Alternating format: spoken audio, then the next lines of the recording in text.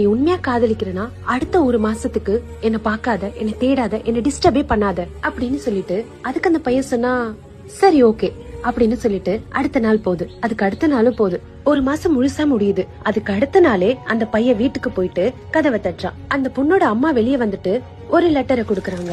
அந்த பொண்ணு சொல்லிருக்கா, அம்மா என்னை தேடி ஒரு பையன் கண்டிப்பா வருவான், அவங்க கிட்ட அந்த லெட்டரை கொடுத்துரு அப்படின்னு சொல்லிட்டு அதை பிரிச்சு ஆசாசியா ஓபன் பண்ணி பாக்கும்போது அந்த பொண்ணு எழுதிருக்கா, எனக்கு தெரியும் நீ என்ன உண்மையா காதலிக்கிறன்னு, என்னை தேடி கண்டிப்பா வருவ.